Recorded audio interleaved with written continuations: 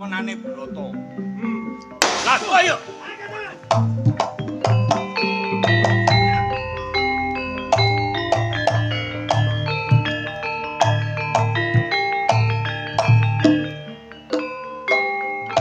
Kamu Miro? Betul? Kula Wiro. Ibda, sesuai dengan kabar yang kita terima ini betul? Ya, betul dah. Anda sudah melakukan pelanggaran, Pak. Kula mboten mlayu. Pancene kula sing miwiti, kula sing rusak kebon cengkeh. Berarti sudah terbukti kamu yang merusak. Kula. Dengan bukti yang ada di TKP, kamu sekarang ikut kami ke kantor. Monggo. Ibda, Mail. Siap. Ayo.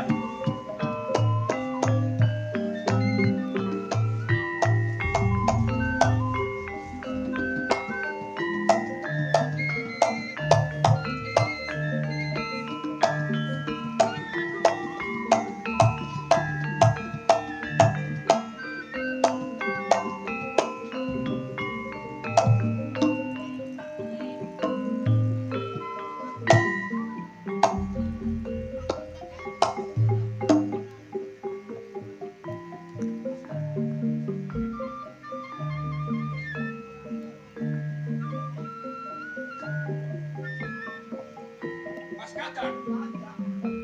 Mas. Ayo.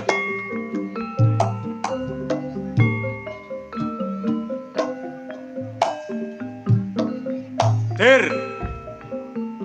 Lapo sih ngomong ya ngomong tapi gak getak-getak sampai kaget aku. Wong jek nom-nomane wong. Kaya wong bingung. Kaya wong susah. Peno iki wis ganteng. Sugih. Macake yo nyetil, modern. Aku takon, balik peno. Sing mbok pikir ki apa jane iki, Pancen bener dir omongmu. Pirang-pirang dina iki aku mangan ya gak enak. Turu ya gak iso lengger. Ana sing tak pikirno. Lah, mula kuwi apa sing mbok pikirno? Aku ki takon. Nek masalah donya, Heeh. duwe Lah iya. gak kurang. Ngerti no? Tapi iki lho sing tak pikirno sakjane kon kudu ero. Apa? Ayo ngomong sanane. Masalah kebun cengkeh. Apa? Kebun cengkeh wis pirang wulan iki. Oh, Pak Broto gak sambang cilik yo gak tau setor. Iki sing tak pikirno. Aku suwe gak nginguk yo an. Aku dhewe yo gak ngerti, Mas. Lah, iki terus ya apa iki lek ngene-ngene iki terusan, Karepku ngene. Piye? Awakmu tak jak. Heeh. Nang omahe Pak Broto. Ngono. Takon bab masalah duwe utawa setoran kebun cengkeh iku. Ya apa hasile ngono yo? Tapi piye? ana syarate. Syarate apa? Saumpama awakmu melok, Heeh. jeneng kon iki arek nom-noman. Heeh. Nek saumpama nagih utawa takon duwe iku nang ndi? Saumpama Pak Broto blat-blit, awakmu kuwatir muring-muring. Nek wonge rewel gak kena dipetung ya apa? Lho ngene iki lho. Ngene Darah yo kudu tinggi, darah muda. ngene iki lho aku sing gak setuju mbak pikiranmu. Tapi gak Mas. Janji. Janji aku. Janji. Saumpama kon gawe rusuh gome Pak Broto, tambah tak kebuki dhewe lho ya.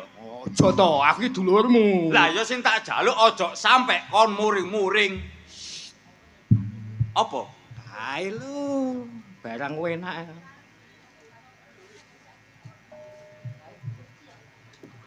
Dir. Ana arek wedok. Beke sampe pengen kenalan. Bekne lho ngono lho. Ngono ah. Masalah iku mang dipending dhisik. Sik kene sik. Mbak. Gak ngono nih sampean celulu. Goleki apa? Mboten iki mikir lho, napa petugas kebersihan iki mboten tugas to kok reweget. Mboten lho. Ya slumbrahe Mbak pancene nggo dalan. Biasae disapo-saponi mari ngono ana wong numpak mobil diuncalno. Ngguwak sak karepe dhewe. Oh, ngoten nggih. Amit nggih niki mengke jenengan ganteng-ganteng tiba. Dir, perhatian, Dir. Sijine ayu, ya beneh pikirane, Bao. Iya timbangane dapuramu. Minggir. Mbak, Nggih. aku durung kenal mbare sampean. Oh nggih. Sampeyan sapa? Mariam. Mariam. Nggih. Aku Kadar. Oh nggih. Lah tujuane sampean iki lho jange nandi? Ajenge ten bapak. Oh nang bapak sampean. Nggih. Terus karep sampean iki apa? Nggih niki wae karep kula lek wonten ojek lek saged mungkin teko omah baru kula bayari ngoten. Oh sampean golek ojek. Mosok ono Mbak kene ojek. Gak ono Dir ya? Gak ono. Gak ono Mbak. Nggih lek ngoten kula tak mlampah mawon panas Mas. Sik ta, sik. Sampean koyo gowo po. Koyo kesusu. Tenang no pikire sampean. Heeh. Mboten saged niki lagi ruwet. Oh. Penting. Penting ruwet Dir. Nggih. Ah, kira-kira sampean iku tujuane sampean iki adot ta cicek? Nggih lumayan sih lek ten nggone bapak niku lek cara mlaku nggih rada kemeng. Oh, rada kemeng. Nggih. Ya. Ndang wong tuwa sampean bapak sampean jenenge sapa? Lho bapak kula niku pun terkenal. Oh, terkenal. Sugih termasuk. Nggih. Wah. Cocok paling Dir ya. Heeh. Sapa jeneng bapak sampean? Pak Broto. Pak Broto.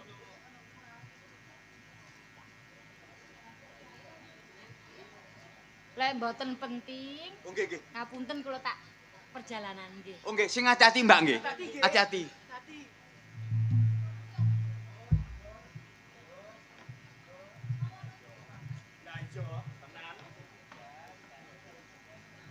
Ayo kono. Maneng ping pindho. Aget-aget aku ping pindho. Saumpama aku darahku tinggi, stroke, kon gak ketun duwe dulur aku. Sik. Alon to dhisik, ngene lho. Apa sampeyan seneng arek wedok iku? Hir, Kok pawakane iki ceria, kaya wong jatuh cinta ngono lho, Mas. terus terang ae, Dik. Heeh, terus terang aku dulurmu. Aku duwe rasa seneng mbek arek wedok iki, Mang. Jatuh cinta aku mbek arek Mariam iki, Mang. Iki jenenge sapa? Mariam, Anake Pak Broto. Mariam, Anake Pak Broto. anake Pak Broto.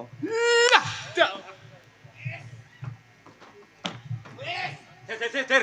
Maksudmu lah wis iki ya apa? Iki kesempatan bagi sampean. Peluang emas cara basa anune ngono. Maksudmu, Meningkate ngono lho. maksudmu peluang mas sing ya apa? Goblok iki lho. Lah ya sing ya apa, Der? Jelasno. Jelasno, Der. Kene amu iki lho, ora mbok pikir ta. Rungono kupingmu. Iya, kok Kebon cengkeh sing sakmono ambane. iya, Ya. terus. Iku kan wene bapak. Iya, bener. Bener ah? Heeh. Lah, siji loro gawe no. Maksudmu sing ya apa? Takon maksude yo apa? Ampun aku ampun. Goblok ora Nek ngono. ngomong sing jelas, Der. Ojo berbelat-belit, langsung tuju poin. Ngene, Heeh.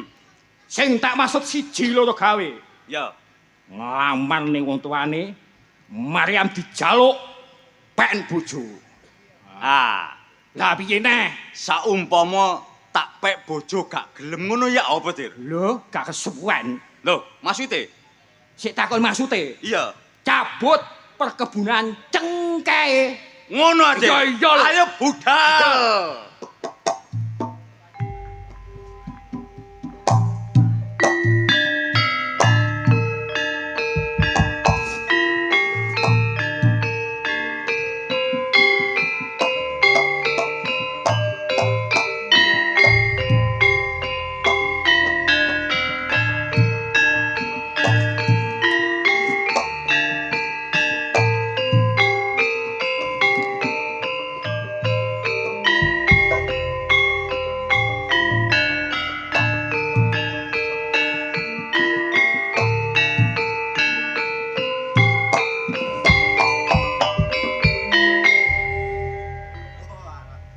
Ana 20 taun tadi buruh. Buruh awake lebur kayane garo. Embuh kayane nang ndi ngono iku. Melok jeragan broto iku ya enak ya gak enak. Enak iku bayarane ya mesti. Gak enak nek gak cocok dombreng-umbreng ae aku iki. Ngene iki penggawean kabeh mari. Wis. Rengeng-rengeng ngene iki enak jane. Solo takon melok nang kene. Lho, nggih mboten, Bu. Lah iku mang kok koyoke sakjane kowe ora mentolo nang kene terus kon ngrasani bapakmu. Nek gak kerasan ngomong, nek kurang bayaramu ya ngomong. Mboten, bayaran kula ten nyambut damel ten mriki niku sampun cekap, Bu. Kula niki wau mboten ngrasani, Terus cuma nyemoni. lah iya, aja dibiasakno ngrasani. Ora apik kon tak kandhani. Nggih, nyambut damel ngaten niki nggih seneng nggih sedih kula niki. Senenge ning ngendi, sedihe ning ngendi? Senenge niku bayaran mesti. Heeh. Sedih nek mboten cocok kula niki diumbreng-umbreng mawon. Mangkane kerja sing ati-ati. Iku sapa maneh? Penggemarmu. Oh ngoten nak. Tonggo niku musuh niku musuh. Oh musuh. Kon tak kandhani ya, Terus Ri. pundi, Bu? Nggih. Jane iki mau enek waktu. Lajeng Kowe lak terus ningmu anak ibu nggih ning menika napa, Bu? kan wis duwe anak. Oh. Aku kuwatir is aku ketok-ketok ningmu, kuwatirku ningmu durung iso mangan. Sebab bojone gak nyambut gawe is. Bu, perkawis boten nyambut damel niku wau jenengan sedih. Wah. Lho. Tomus sak menika ning dugi, Bu. Teko rene. Lah niki. Ning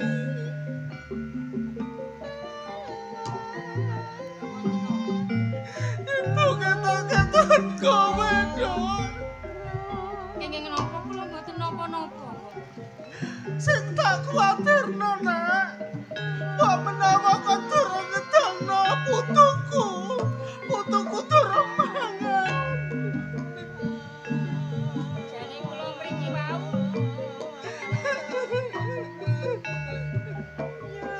Ngomong karo ibu, kon rene nek butuh apa?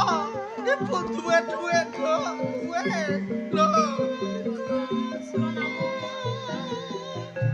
Kula namung badhe ngambil beras mawon mengki lek pun diopahi kali juragan kula saos. ora pantes.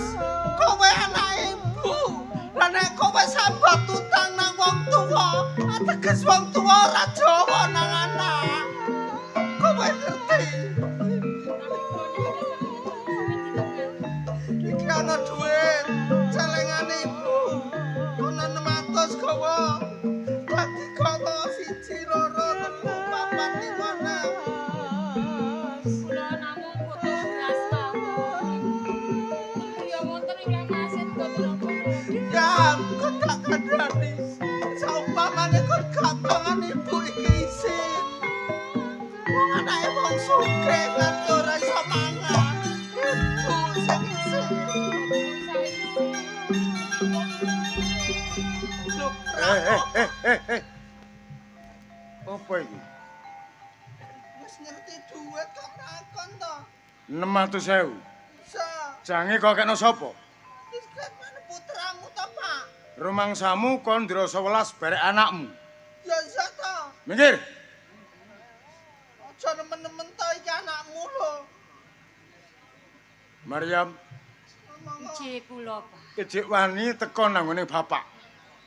Mergi kula kepepet, Pak. Kepepet. Nek wis kepepet demek-demek nang ngene bapak. Bapak ngomong apa? Sadurunge kon oleh Darno, bapak duwe concongan bojo sing luwih sugih. Besok bakal ngenekno bar awakmu ning nyatane kon gak gugu karo omonge bapak. Aja kasar-kasar karo putramu to, Pak. Pak, niku nggih yuga jenengan lho. Kok jenengan kasari niku terus pundi? Cukup. Anakku ta anakku. Ya anak jenengan. Kok namung sak gerbong elingaken lho, Pak. Ojo Elek aku, dibela, jare aku. Riz, gak usah. Aja aku sing salah kok, Riz. Pak, kita kan kita tenangkan. Kita tresno kan kali ibu. Betul. Yuk kita lek kula boten Napa jenengan benci? Aku tau nom. Abotke katresnan, abote tresno. Apa meneh-meneh bakal mangan tresno? Kanok critane nek wong tuwa njlomprongno barek anak. Wong tuwa nyaran anak, wong tua wajib membahagiakan anak supaya mewah hidupnya.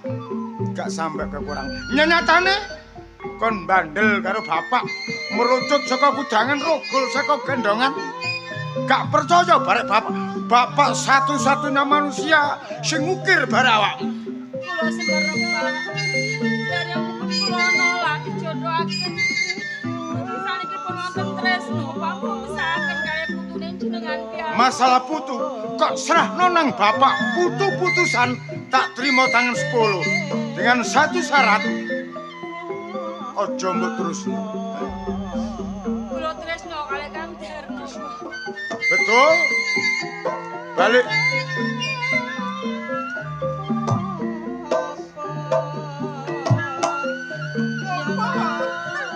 Sampun nangis mawon. Aku ora tega jawab kowe. Kula mboten napa-napa. Jenengan jaga kesehatan.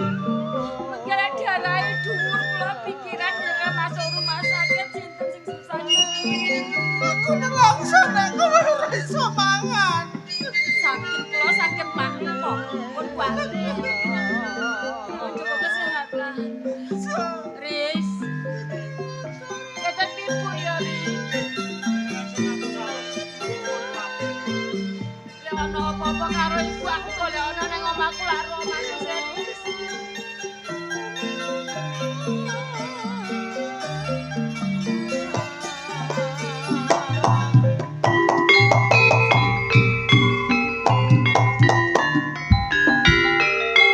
Pak, duitmu iki akeh. Padamu iki numpuk-numpuk. Mbok sing sayang karo anakmu. Gak salah omonganmu. Donya bondo kanggo anak.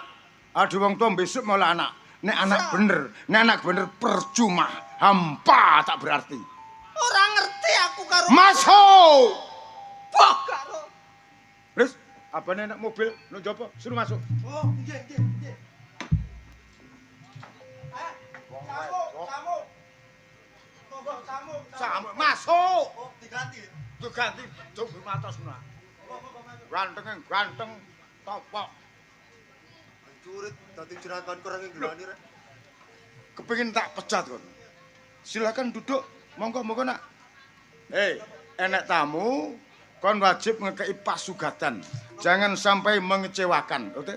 Suguhan goblok. Siap, beres. Oke. Monggo dirupakan karo piye. Oh. Nak Kadir, padha waras. Waras, Pak. Siap. Kok nyanur ngunung? Sakjane 1 minggu engkas iki Bapak Rono ya nek gak ono Bapak kate masalah duit ya toh? Ya, tak kirim. Pak Broto, memang kedatangan saya kemari ada 2 hal yang harus dibicarakan, harus hari ini juga harus selesai. Kalau nak Kadir bisa bicara 2 alternatif masalah sama ngomong. Pak Jone putih. Ya saya langsung disugono ae. Oke, langsung di dalam yen. Dalam yen. Oke. Lho sampean Monggo, Pak. cekel sik. Nah, monggo dalam yen. Weh! Kon aja macem-macem kon. Gorengan ngaten lho. Jajan kue-kue sing apik lapo iki. Klik-klik tuh, nggih ngapunten. Masalah apa sih nak ngomong karo Bapak? Nggih, Pak. Sing nomor 1, Pak, masalah bab Lho sewu lho, Pak nggih. Ya. Badhe tangget masalah hasil kebun cengkeh. Aku ngerti nak, nek kebun iku tinggalane bapakmu rikala semono pasrahno aku. Kanca barek aku intim.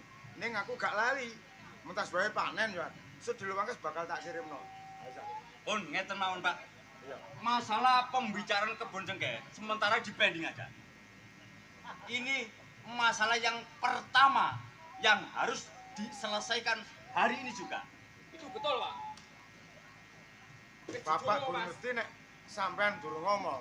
Lah, apa bener sampean duwe anak sing jenenge Maryam? Iya, pancen ku anakku siji-sijine ya Maria. Tadi ki anak sampean. Iya. Wah, mapan kebeneran, Pak. Terus terang ae, Pak. Aku kepethuk Maryam sepisan ae. Aku duwe rasa cinta, duwe rasa tresno barek anak sampean. Karep sampean sing ya apa? Pak. Kedatangan saya kemari terus terang mau melamar anak Pak Broto yang namanya Maryam. Saumpama Maryam gak takekno karo sampean, Pak, saumpama lamaran kula diterima kebon cengke sakmono mbane sampean garap seumur hidup. Andaikan kebon cengke itu Maryam tidak jadi milikku, Pak Broto tidak usah mengharap kebon cengke. Saya cabut. Sabtu malam minggu tunggu keputusan asli untuk saya. Benar, Pak ya? Cok kuatir. Ayo. Iya, ya. Reis, Pak, jenengan niku pripun to? lah apa? Kula ngapunten sanget nggih. Iya. Kula namung sak Dermaboro. Mboten Iya. kok kula ikut-ikut campur ngoten mboten. Iya. Ning menika lak sampun gak ada pasangan to. Sopo sing karo nek Maryam wis duwe bojo? Nggih, Mas Darmo. Heeh. Lah kok jenengan nerami lamaran dos pundi niku, Pak? Masalah iku urusanku, Riz. Lho, Aku gak seneng ndek anak kiri. Nggih. Aku gak seneng ndek anak melarat. paham kula. Jenengan eling, jodoh niku mboten enten tokone, Pak.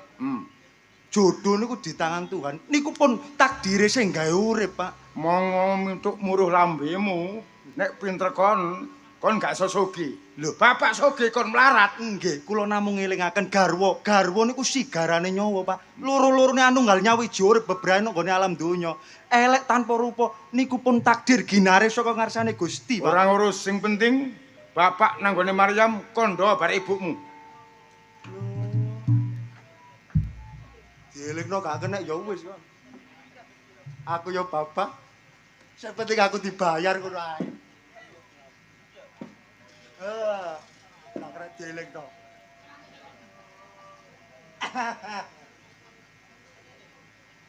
Ngene iki karo rengeng-rengeng asline wae enak. Tapi sedih. Oh, tak kondo ibu aku.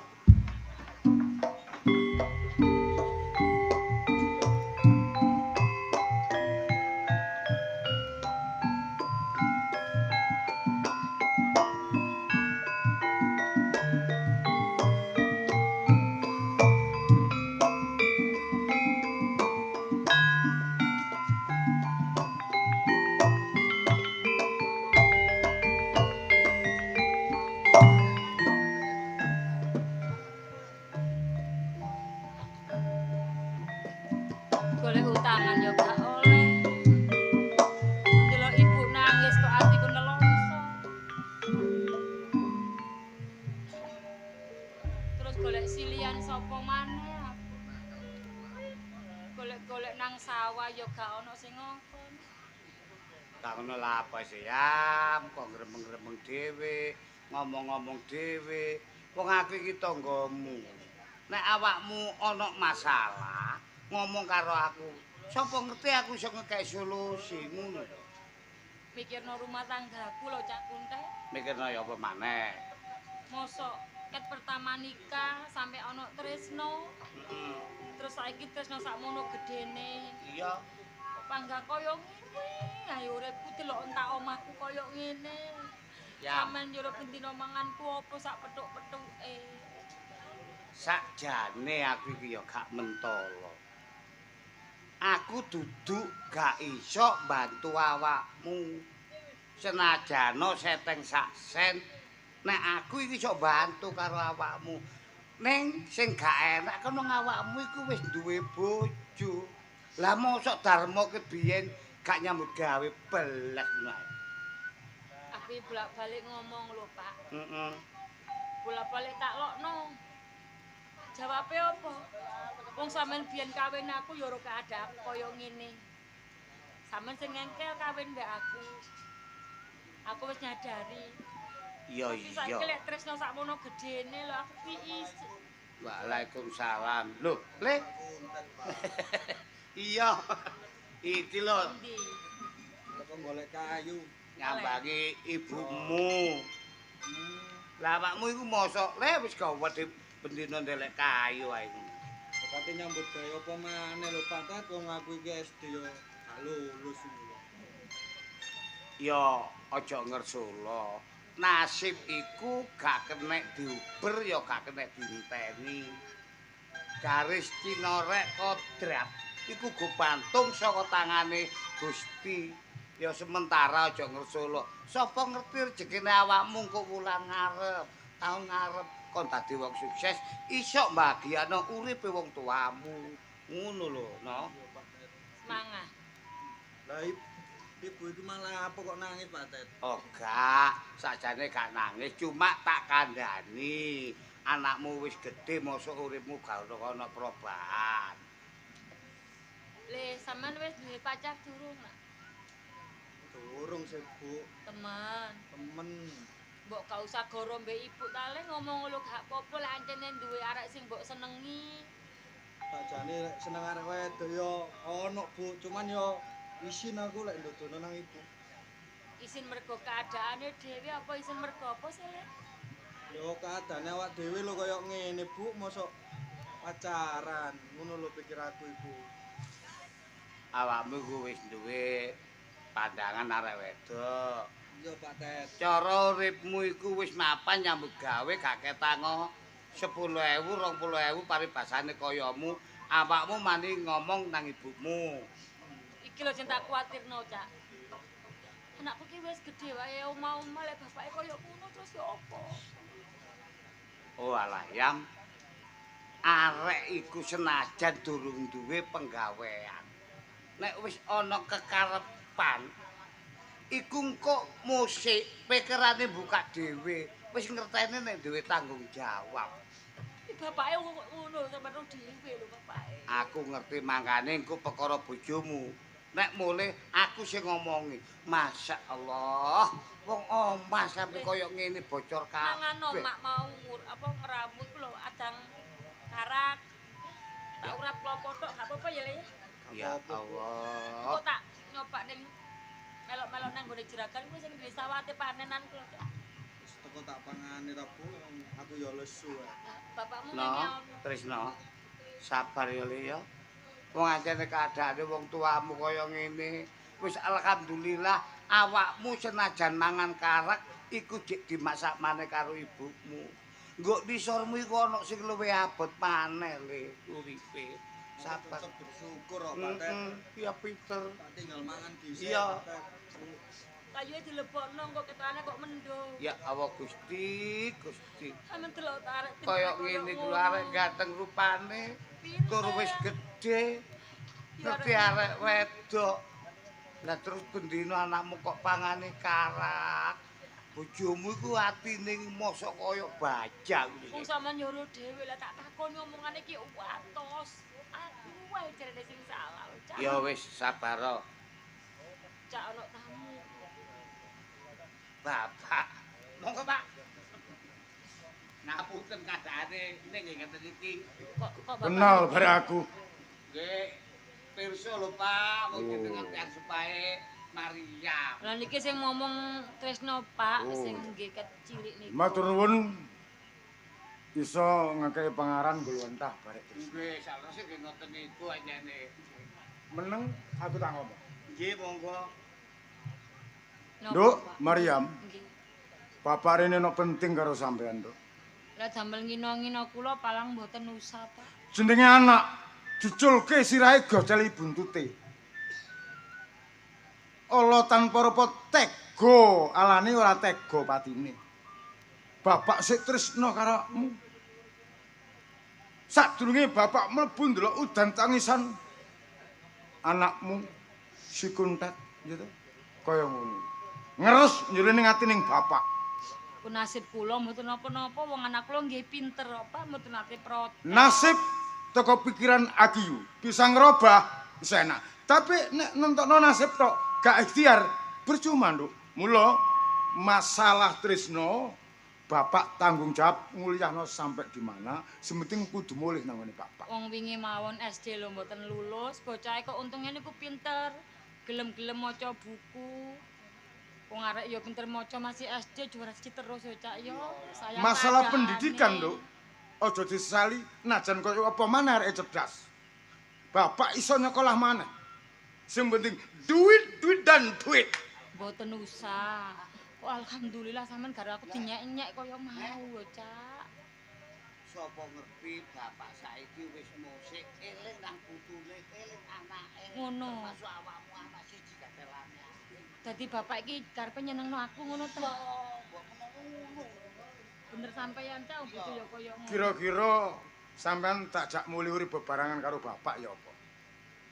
Ngapunten Pak, kula tak tem mriki mawon tak nunggoni Mas Darno kali Tole. Sik tetep nunggoni Darno. Nggih pun kados rumah Maryam. tangga kula, Pak. Bapak nggak mau tahu 10 juta tanpa nono minangka gantine surat pegat barek. Lho, Pak.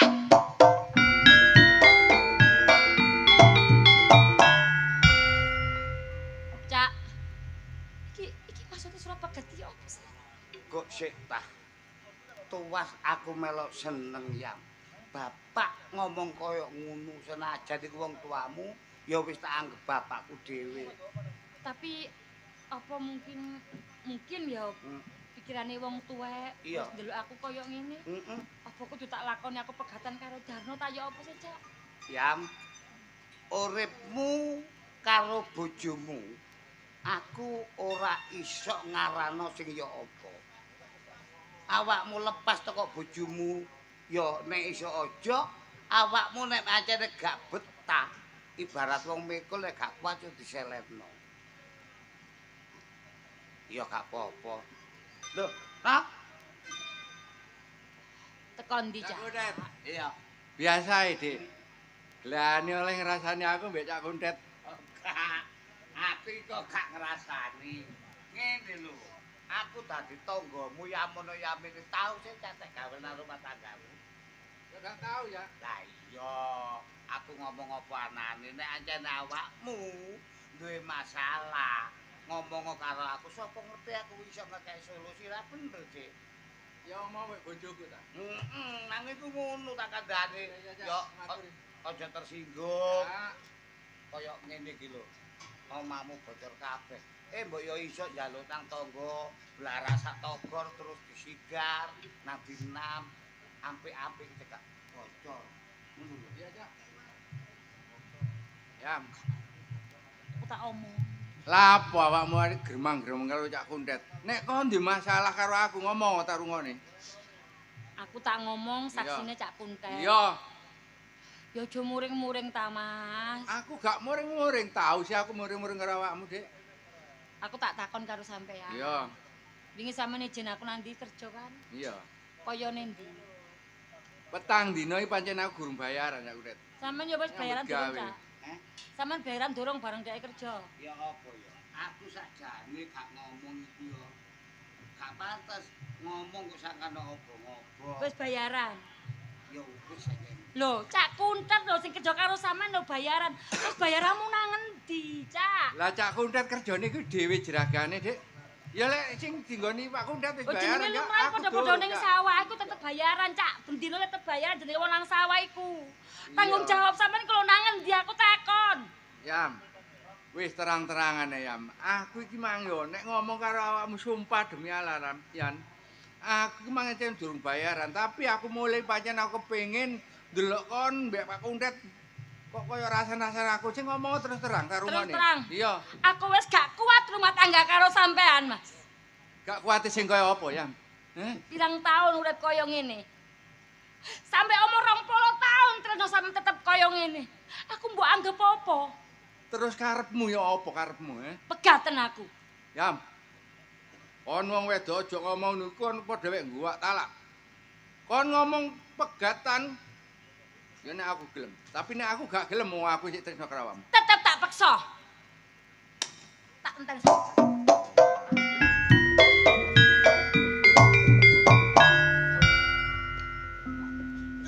Peno sing ngomong. Aduh, ya apa, Grek? Gak pernah sing ngomongi bojoku. Masalah awakmu tak omongi, aja ngarani aku.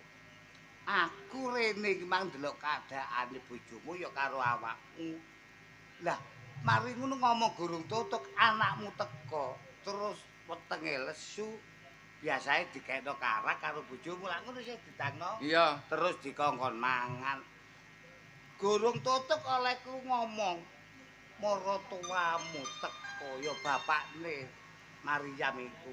Rene ngomong-ngomong akhire bojomu dikek dhuwit iku mang.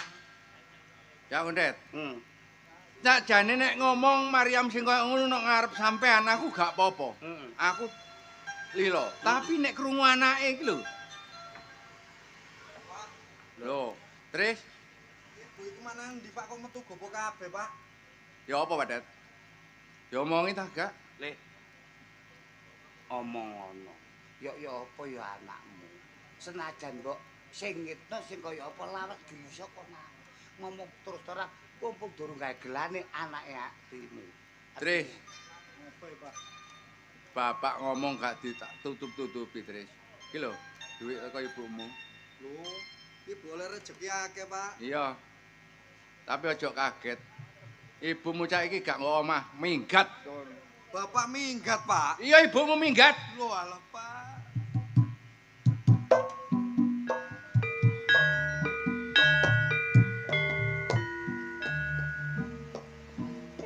Ibu minggat iki perkarane opo sih, Pak? Tris. Gak kurang-kurang bapak oleh nuturi ibumu sing kaya ngono. Tapi sing kebacut ibumu omonge sing gak karu-karuan. Bapak gak kurang-kurang nyambut gawe pirang-pirang tahun gedekno anakmu, tapi ibumu ngomong karo bapak. Ngomong gua talak sing enggak. Saksine Pak Kundet. Lah terus tak penggak karepku, Tris. Lah ibumu tetep berot metu teko omahe. Ibu njaluk pegat nang sampean, Pak. Iya. Pak. Mas yo aku urip soro nang gone omah kene, Pak. Sekolah SD gak lulus. Saben dino serba kekurangan. Tapi aja sampe lek keluargaku iki hancur lho, Pak. Ibu iku minangka pepundenku, Pak. Percuma nak. Ojo atik nangis. Omonge ibumu sing kaya ngono ibarate sego wis dadi bubur nak. Wis aja kuwatir. Gak iso, Pak. Kapan-kapan ibuku tuh balik nang omah kene lho, Pak. Saiki aja kuwatir. Sementara iki ambek dolek ibumu ya. Ayo kontak jak nang gone Pak Lekmu, tak titipno Pak Lekmu ya. Pokoknya bicarane ibuku tuh balik rene, Pak. Iya, masalah ibumu gampang. Pokoknya kon dino iki ayo budal karo bapak, tak titipno Pak Lekmu. Lah, engko bapak tak golek ibumu, ngono lho. Ya. Engko nek ibumu ketemu bapak, tak jak balik nang nggonmu, ngono lho. Ya. Pak Udet? Iya. Sementara ya aku titip omahku Pak Udet ya. Ya sepurane sing akeh kedadean koyo ngene sampean ya tanggoku. Aja Yo ketakon di sapa-sapa Kak, takoni dulur. Iya iya. Titip temen ya aku sakno karo Trisno. Loh, Iya. anakmu titipno nang dulur. Iya, Cak. Delek ana bojomu. Iya, Cak. Masalah omah iki elek apike apa jare aku? Iya, Cak. Tak benakne sing omah kaya ngene iki. Iya, iya. Sapa ngerti nek anyare bojomu cek jodohmu ketemu mbok jan muli maneh. Ngono, Cak. Sakno anak. Iya, iya, Cak. Berangkat apa Iya. durung sore. Wis banget turi kok sing tak jaluk, Cak. Iya, Ayo. hati-hati ya.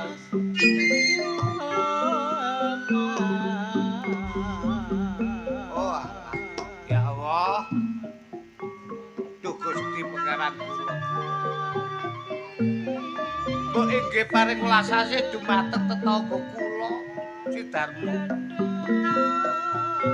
Panjenengan angkat kesusahane, jenengan gantos kesenengan.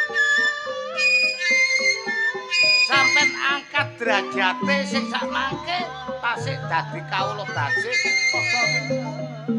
tiyang miskin jenengan mulyakaken uripe kami. Sinten malih Gusti ingkang kula sambati pun menawi jenengan ingkang nitahaken kalih manungsa ingkang sasik wonten alam bebraya utawi alam dunya. Oh alah, tresno. Supaya awakmu iso oleh urip sing mulya, aja lali. Senajan awakmu gak salat, sabato karo Nang Gusti. Nek ancene temen oleh mumbenga karo Gusti Allah, istiqomah bakalan metu karo mae. Noh, tak enteni sampai kapan omahmu tak tuh.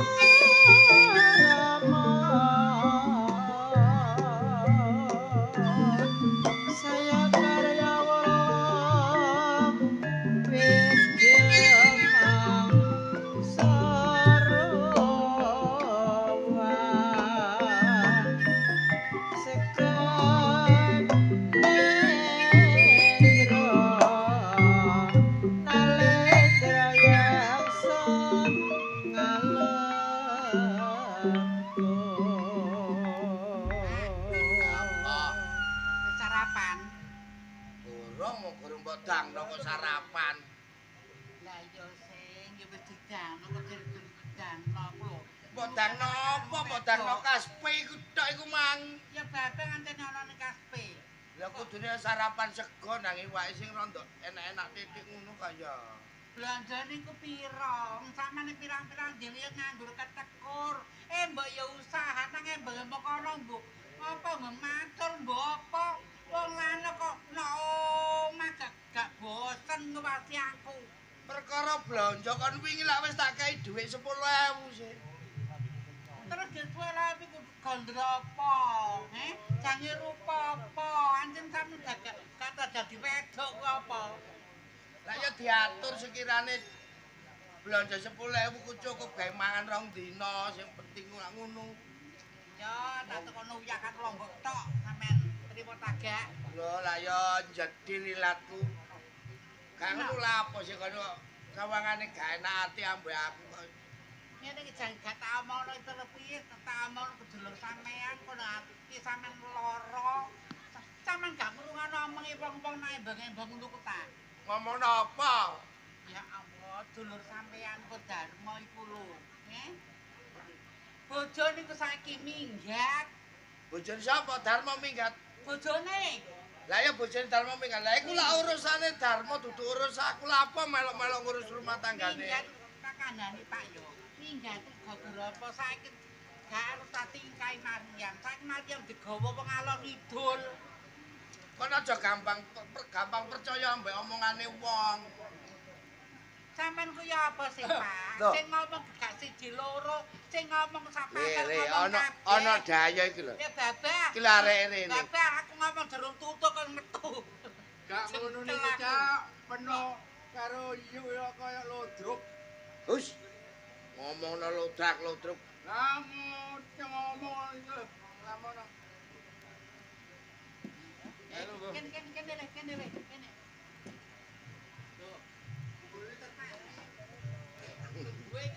Apa? Kon lungguh kok.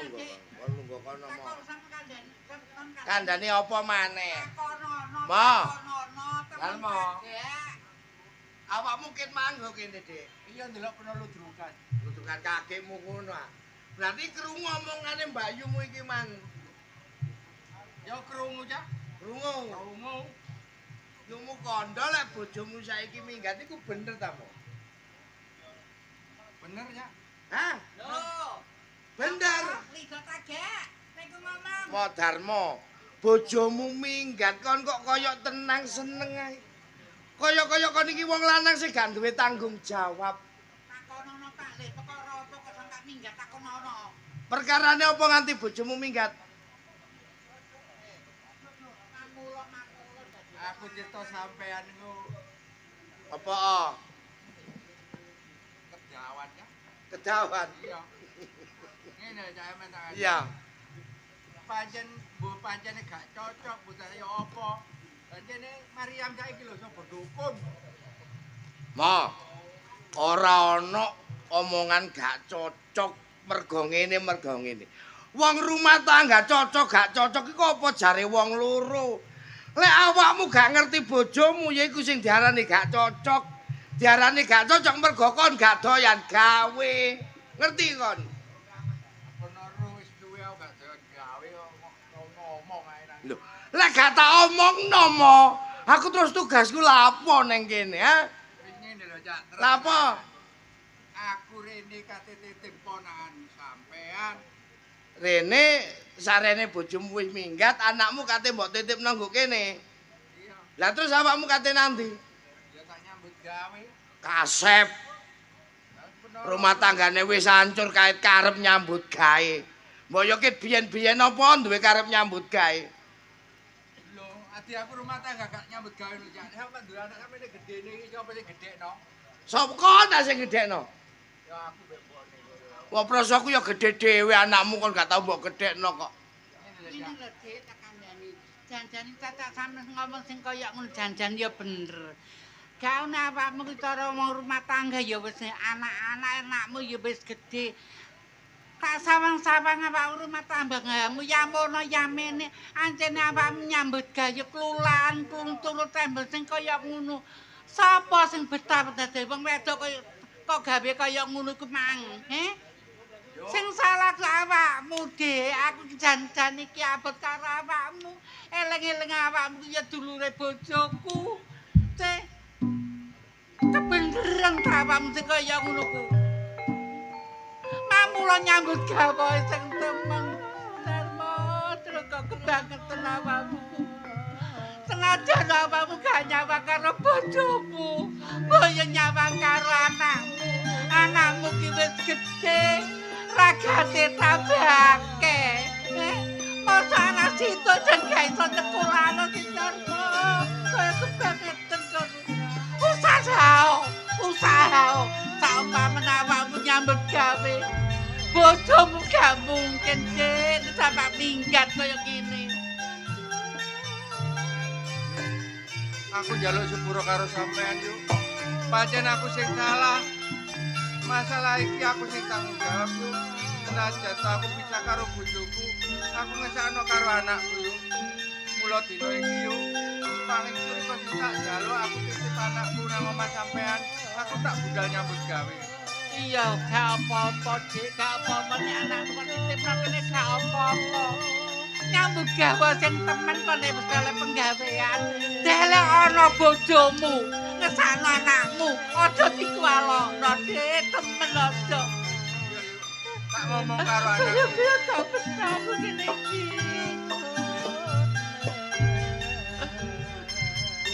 Bapak njaluk sepuro karo awakmu, Nak. Pancen lakon sing kaya ngene, Nak. Kon roh paunen-unen wong becik wong ora bakal ketara. Iku omong ibumu sing kaya ngono mbok menawa ndi sing salah, ndi sing bener. Bapak njaluk pangapura karo awakmu. Wis dina iki awakmu tak tinggal mriki. Ojo, Pak. Aku pengen melok mbek bapak ae. Ojo nangis, Nak. Bapak tak budal nyambut gawe, aku gak lali karo awakmu, Tris. Umpama bapak lali karo awakmu sedono, Nak. Pokoknya anakku siji-sijine. Nek aku wis soleh kaya, aku gak bakal lali tak balik menyang awakmu, Tris. Tresno iki wis ditinggal ambek ibu lho, Pak. Mosok kate sampean tinggal maneh. Iya, Tris. Aku ngerti omongmu nang karepe bapak sing kaya ngono, Nak. Tapi, Nak, aku kepengen medhokno awakmu karo ibumu maneh. Kita kirane ono bapak tak budal. Awakmu urip karo Pak Demo karo ibu ya. Yo kali nate Pak. Iya ya, muga-muga dosa ketolak tak gawe ya. Sing hati-hati mo. Bapak.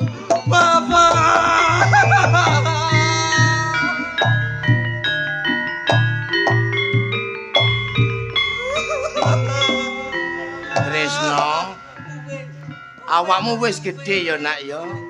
Kon kudu sing sabar ndelok rumah tanggane wong tuamu sing kaya ngono. Saiki awakmu dititipno ngome Pak D. Perkara awakmu sekolah Pak D sing bandani ya nak ya. Wis melok Pak D ayo nak ya. Pak D. Aku pengen melok bapak. Aja nak ya. Aja.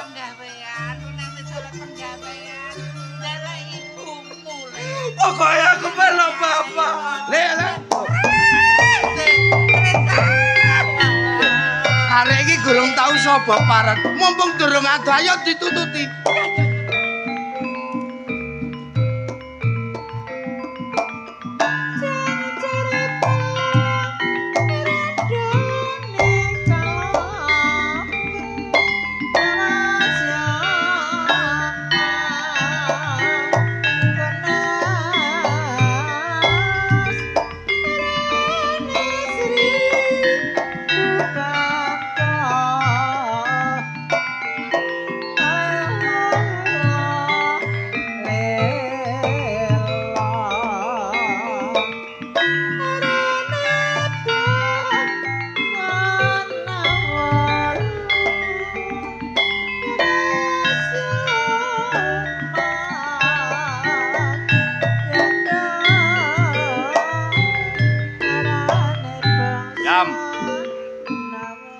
Kok iso lho mlaku klemar-klemer.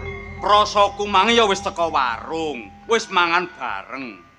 Aras-arasan mlaku karo wong sing gak tak senengi yo. Mosok dijak mlaku bareng ngene ya kaya izin. Bukane izin cuma ya apa ya wong aku mbek sampean yo dipeksa bapak. Iku biyen ya, saiki awakmu wis gandengan barek aku. Aku ki ketok-ketokan anakku, Mas aku jagani kok pas mlaku bareng terus anakku liwat terus ya apa arek iku tolongso. Aja ngreken anakmu, aja ngreken bojomu. Wong kon iku wong go desa. Uripmu saiki wis tak mulyakno, manganmu sate, gule, rawon. Kon biyen mangane apa? Sego jagung, iwak simbukan. Gak yo beda ya ados e. Iya aku paham Mas, mbok aja diungkit-ungkit. Wis ngene lho sayangku. Aku pingin buah. Sampeyan pengen buah. Lek rono kene aja ngalih go kene lho ya, aja nang ndi lho ya. Kok aja tukono duran lho ya, gak doyan. Ya buah-buah apel, mbok jeruk, mbok apa mbek aku tak tukur kok pisan. Go kene, sing hati-hati. Aja lirak-lirik wong lanang. Ya tak tutupi mataku mlere go mentok.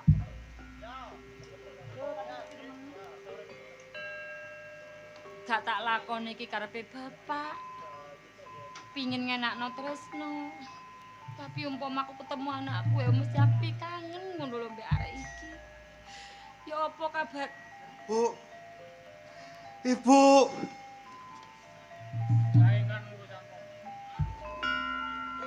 Lah pokok ibu-ibu, ah gak kenal karo awakmu. Bu, aku iki anak sampean. Anak teko ndi? Bu, sampean mosok lali ambek aku, Bu. Gak lali mergo gak kenal. Bu. Ya Allah, Bu.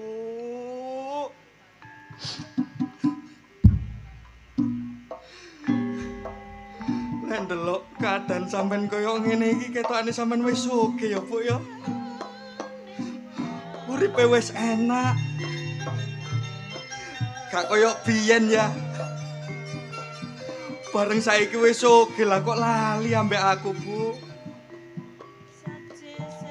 Bu, ayo balik nang omah ya. Aku ambek bapak goleki sampean, Bu. Bu.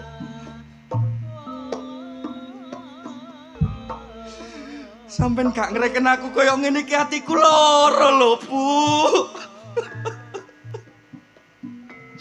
Ya. Pancen iki keputusan sampean, Bu. Yo tak. Sing jelas apa tumindak sampean sing kaya ngene iki mesti nemoni karma lho, Bu. Nang gone alam donya iku ana karma lho, Bu. Muga-muga urip sampean slamet. Atiku wis lega kok ketemu sampean, Bu. Nek wis gak kenal aku ya, Bu. Aku tak balik ae, Bu. sampean sing hati-hati ya, Bu.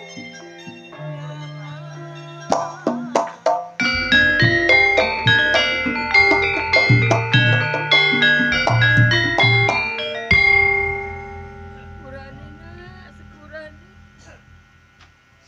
Kanggo kebahagiaanmu tutuk kanggo ibu, nak.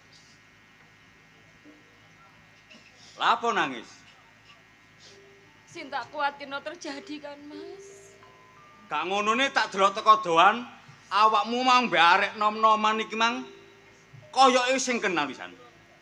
Iku mau anakku, Mas. Dadi ku mang anakmu. Sik abot mbare anakmu. Anak Mas diapa-apakno aku sing nglairno, aku sing nggembulke teng weteng. Yam. Ojo mbok terus-terusno. Gombol wong melarat-melarat ngono iki. Wis karepe sampean apa aku wis pasrah karo sampean, Mas. Manutom hari aku uripmu bakal mulya. Saiki timbangane kon nangis, nggo dalan diwasno wong gak pantes. Ayo mulih.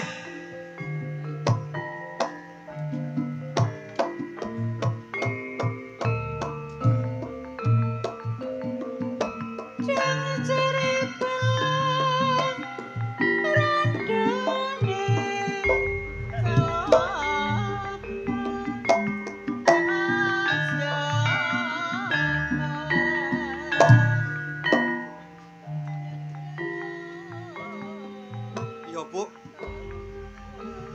Sampeyan saiki gak ngakoni aku anak. Biyen aku urip soro nang gone omah ya gak tau ngersula lho, Bu. Ibu lek ngongkon aku ya aku gak tau nolak. Aku duwe dosa apa, Bu, ambek sampean, Bu, nganti koyo kene. Koyo-koyo aku iki arek durhaka. Arek gak ngerti barek wong tuane. Loro hatiku, Bu.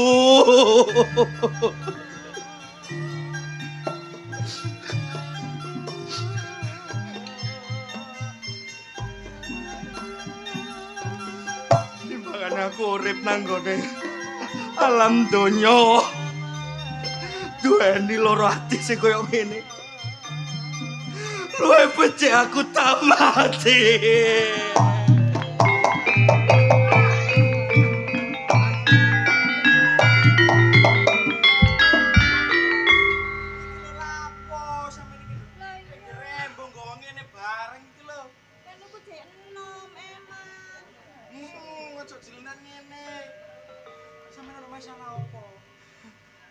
Aku gak diakoni wong, gak diakoni anak ambek ibuku. Peteng hatiku akhirnya aku bunuh diri ae. Untung kok tulungi. Jenengmu sapa? Selamat. Loh, Pak. Sampai nang ndi sih, Pak? Aku iki mang ketemu ibu nduk dalan. Terus Mari ngono tak jak mulih lah kok wong lho gak kenal aku, Pak. Aku gak diakoni anak, Pak. Lah terus. Lah kon tak delok teko doan kok misek-misek mang. Lapo? Peteng pikirku, Pak, karepku yo timbangane urip sorang nggone donya kaya ngene atuk mati dilalaku. Kate bunuh diri ki ditulungi ambek Slamet iki. Kon kate bunuh diri. Yo, Pak. Terus kon wong lanang ganteng-ganteng cupet nalarmu anak. Le, dadi anakku ki mau jange bunuh diri kok tulungi. Nggih, leres, Pak. Aku matur suwun karo awakmu le ya. Trik, Piye, Pak? critakno sing temenan. Kon ketemu ibumu nang ndi? Nduk dalan, Pak. Iku malu klambine yo apik ketok sugih ngono, Pak. Bareng ngono tak takoni, "Lho, Bu, jawabe aku gak kenal ambek awakmu, lah aku gak diakoni anak, Pak." Ibumu ngomong sing kaya ngono. Iya, Pak. Trik. Tak rampungane bapak iso ngrampungi bab perkara iki. Saiki awak tak jalu tulung. Apa, Pak? Nang aku njarane pakdemu, jebolen njaluk tulung pakdemu. Nek ngono saiki aku tak budal, Iya, Pak. budal. Le. Nyok. Aku matur suwun karo awakmu. Iki sapa? Oh, pacarmu. Ngene. Sementara iki ya. Ayo bebarengan tutno aku tak goleki ibune Trisno. Ya, ayo.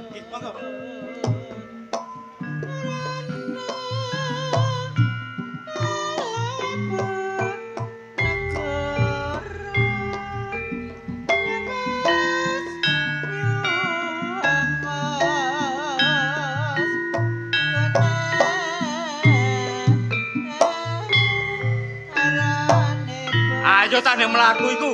Ya Mas kalem-kalem kok mureng-mureng ya sampean karo aku lho. Gak mureng-mureng ya apa? Saben dina nggo omah ya uripmu ya ngono. Nangis ae. Kangen anakku lho aku, Mas. Wis aja dipikirno anakmu. Saumpama kon gak tak tolong, dadi gembel kon wisan. Iya ngerti. Mantanku, Mas. Bengak-bengok lah apa kon? Taruh duwe. Golek Maryam. Maryam. Lah apa golek Maryam? Perlu apa kon mbek Maryam? Sebab Maryam Mas yo ngomong sing ngono tetep bojoku. Hah. Dadi Darno iki kon. Dapurane kon ngene iki. Iya. Pantes. Wong desa kesa-kesa, wong melarat pitung melarat. Mangkane ta nyambuta gawe nek sugih. Aku gak perlu omongmu sing kaya ngono. Sing baku aku tak ngomong karo Maryam. Yam. Lho, ngomong mbek kon.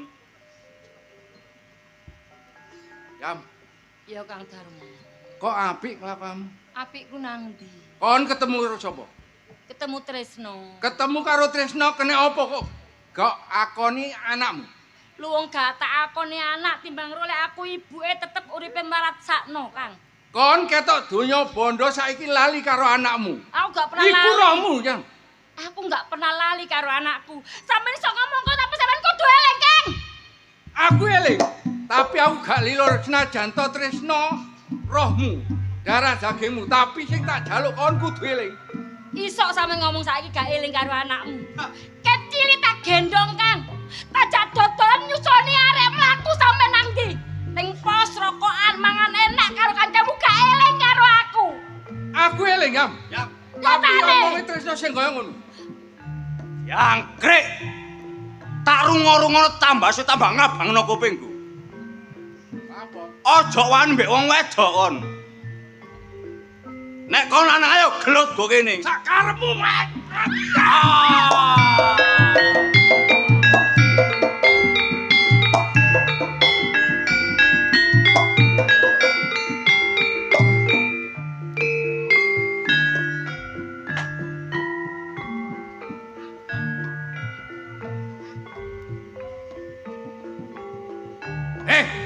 Kaya lanang ijen.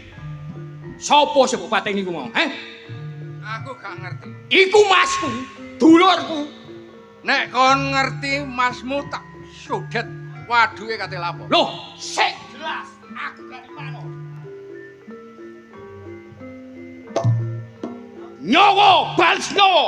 Karepmu Iya. nyawa bales nyawa. Maju, maju.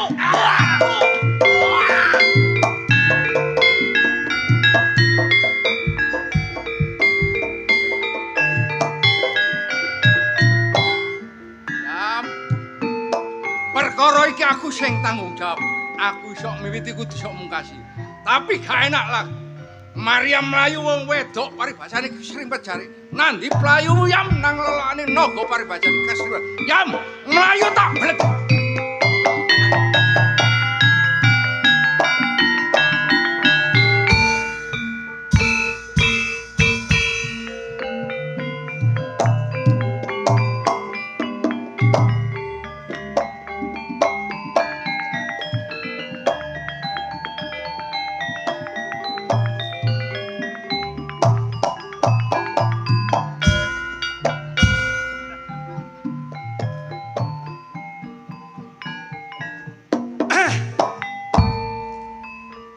Dawane nang penjara kaya anyep ngene iki.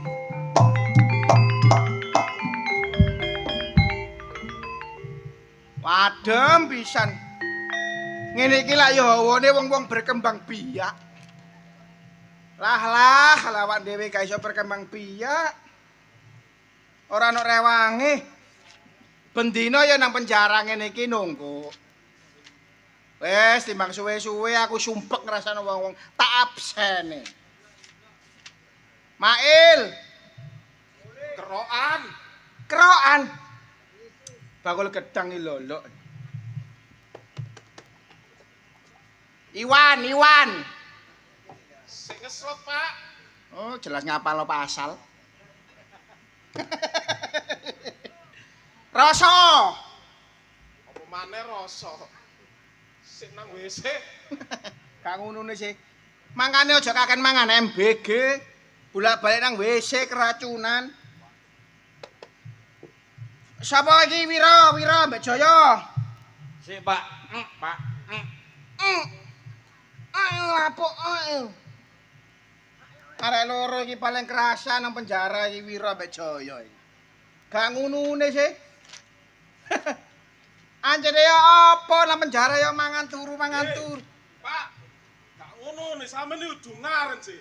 Wong biasane sing dijogo nggon tahanan sing wedok-wedok kok dungaren ate lho kene. Apa situr iki, Kak? Aku wis gak ngreken wong wedok-wedok. Lah, apa kursus wedok-wedok? Pun, ngeten mawon. Ya apa? Wayahe sarapan, Dah. mangan. Bek sarapan ah. Ya ayo sarapan bareng-bareng lho. Iki arek nom-noman iki.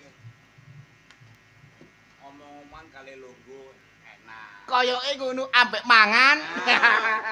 Cocok. Iya cocok. Mangan ngopi rokokan. Lungguh sing anteng. Ero ae wong iki. Yos, biasa ae ngono ku lho. Niki tak kayak mriki. Oh. Mangane pecel, ngombene kopi, rokoke Surya. Masuk. Sip. Masuk. Hati-hati Mas Yanto. Ya wis masuk. Ojo kakak ngomong. Kok dikene pagrep. Kadel Wis, ayo. Hei.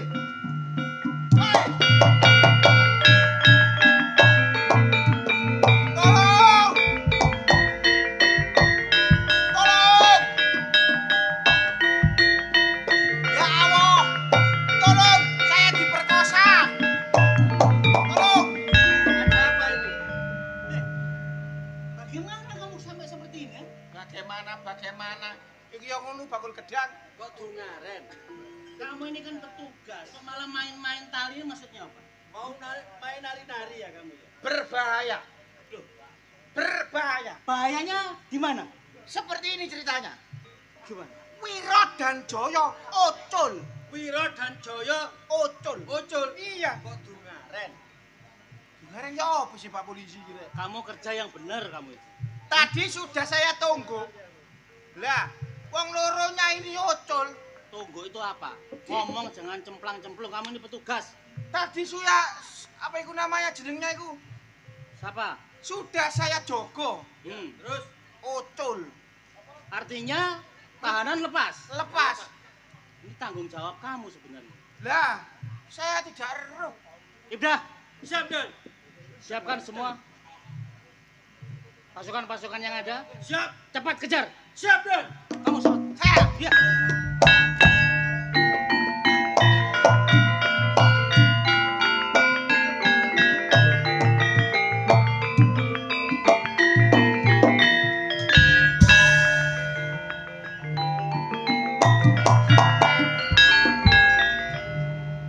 Pak, kula wingi dibaleni Kang Darmo, Pak. Wonge muring-muring karo aku lho, Pak. Darmo muring-muring masalahe Masalah aku ketemu Tresno gak tak akoni anak, Pak.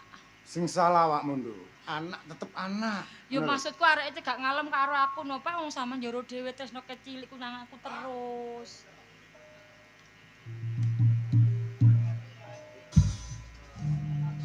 Mapan keleresan, Pak. Kepanggih Mariam ten mriki. Nek wis pedhok karo Maryam, Kasih kula jak mantuk malih. maksudmu Lha pancen bojo kula, Pak. aku ngerti. Nek kon wis cik rasa tresno temen, Nggih.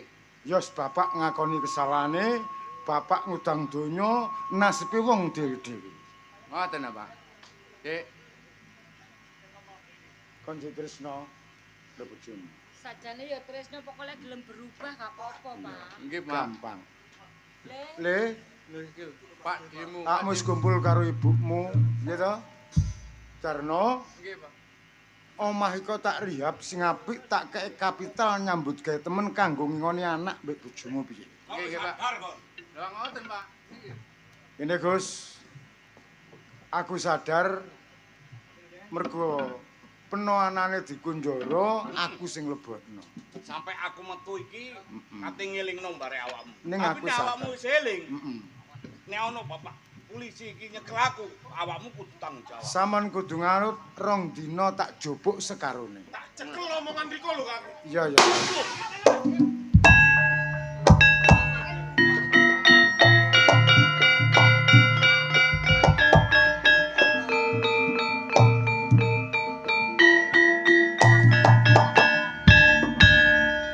Bapak Broto, Baik, tahanan ini kami tangkap kembali. baik, Pak.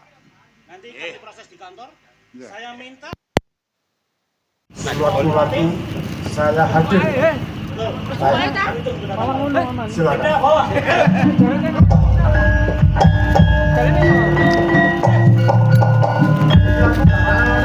Ya lho, Pak. Niki wau putu sampean kajenge bunuh diri. Mosok. Nggih, perkara ibune niki. Sampeyan tak ngerti iki, Mbak. Jenengmu sapa, Le? Di situ. Iki pernah apa? Pacah. Pacah pada diri iki. Arek tekan iki. Ini ya. Sementara bapakmu wong tuamu lanang wedok tak kumpul untukmu ya. Kon seneng. Kon cinta. Tak rapekno aku sing ngragati. Kita ya. Nggih, kula purun, Pak. Kebarengan anak murid mana aku wis ngebok talak.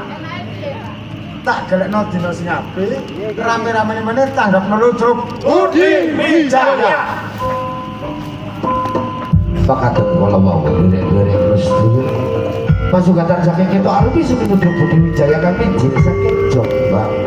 Kaula aturaken suku Kenjang sugeng pepake panen sari sedal akhirul kalam. Wassalamualaikum warahmatullahi wabarakatuh. Tumpur. Ayo mulai.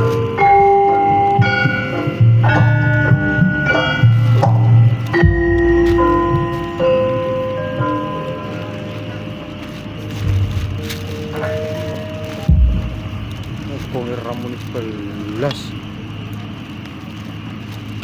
Iya nak. Kongir ramuni belas ngomong. Jar. Lho, durung mulai.